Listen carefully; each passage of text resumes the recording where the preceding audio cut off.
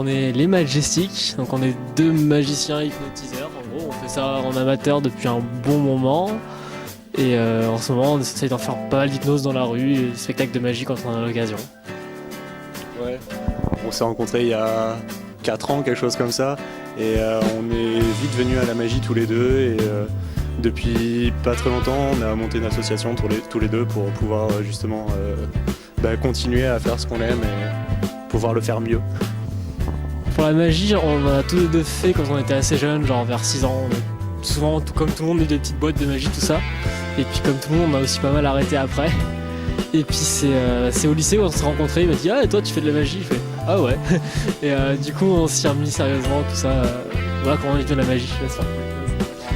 Ouais, l'hypnose après c'est un peu différent, donc on faisait de la magie tous les deux et au bout d'un moment les cartes c'est cool, hein, on s'amuse beaucoup mais on s'est dit faut qu'on passe à autre chose, qu'on trouve quelque chose de mieux. On a vu des vidéos d'hypnose, on s'est dit que c'était vachement cool quand même et à ce moment-là on a voulu découvrir, essayer de trouver comment faire, on s'est renseigné, on a lu des livres, tout ça et au final on a réussi à faire ce qu'on voulait et à pouvoir faire l'hypnose tous les deux. On va parler juste du cas en France parce que je sais pas ce qui se passe ailleurs, mais en France l'image de l'hypnose à mon avis est assez mauvaise. On a beaucoup d'un côté mystique, magie, tout ça, et que du coup tous les gens qui se considèrent comme sceptiques le boutent de ouf en se disant c'est forcément pas vrai si c'est magique. Et tu fais l'image pour les médias ?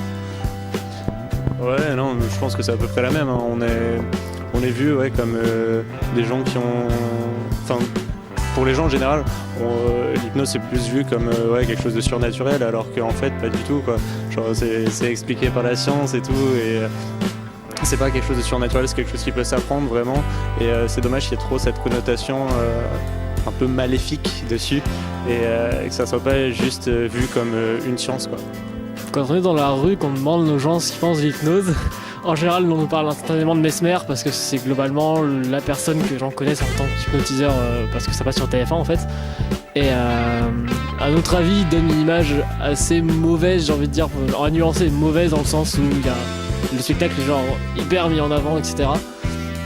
Mais même si ce qu'il fait est assez proche de ce qu'on fait nous dans la rue, etc. Mais on a l'impression qu'il joue un peu avec cette notion qui est connue d'hypnose étant un peu magique et il tend pas à démystifier ça comme on essaie de le faire. Je dirais des tonnes, ouais, en vrai. Il y a vraiment beaucoup de gens, on peut pas tout voir sur internet, mais de ce qu'on en voit, il y a vraiment énormément de gens qui essayent de le faire. Après... Ouais, quand on a commencé, c'est vrai qu'il n'y a pas beaucoup de sources, notamment sur YouTube ou même je sais pas, des forums, des sites pour essayer de trouver des contacts. Mais c'était 3 ans et demi qu'on a commencé. Et de plus en plus, on voit de plus en plus de vidéos d'hypnose, de gens qui se mettent, et beaucoup de jeunes aussi. Et il y a de plus en plus de communautés d'hypnotiseurs, des groupes de street hypnose aussi, comme on fait, qui se développent un peu dans les grosses villes. Bon, ici, il n'y en a pas beaucoup, mais dans les plus grosses villes, il y a vraiment de plus en plus de groupes et c'est sympa de voir comment ça se développe. Et plutôt dans le bon sens, les gens qui le pratiquent sont vraiment dans cette idée d'un art plus qu'une pratique mystique. On va dire la même chose que l'année dernière. En 2017, on s'est dit qu'il faut qu'on fasse absolument un spectacle d'hypnose sur scène. On n'est pas passé loin, mais on l'a pas fait. Donc ça reste l'objectif et il n'y a pas longtemps qu'on n'y arrive pas. On va y arriver un jour. Mais faire un spectacle d'hypnose sur scène, ça serait vraiment cool. Ça ferait passer un cap au-dessus en fait. On a vraiment fait l'hypnose avec notre pote, l'hypnose dans la rue. Et l'hypnose sur scène, ça serait un truc encore différent et intéressant. Ça va être différent parce que quand on en fait dans la rue, on est vraiment tout seul avec les personnes qu'on hypnotise. Et là, ça va être le fait de jongler tous les deux. Même dans la façon de l'écrire, ça va être vraiment différent. Ça va plus être de l'impro, va vraiment falloir écrire un truc. Et on le voit quand on fait des spectacles de magie, un peu, faut vraiment écrire aussi en amont. Et on peut pas y aller au feeling comme dans la rue. Et là, en hypnose, ça va vraiment être intéressant de pouvoir faire ça. Et j'espère vraiment qu'on va réussir à faire ça un jour. Entre eux, c'est taper les Majestics sur Facebook, parce que sur YouTube, ça dépend, des fois ça marche, des fois ça marche pas. Donc ouais, les Majestics avec un G sur Facebook et on peut le retrouver sans problème.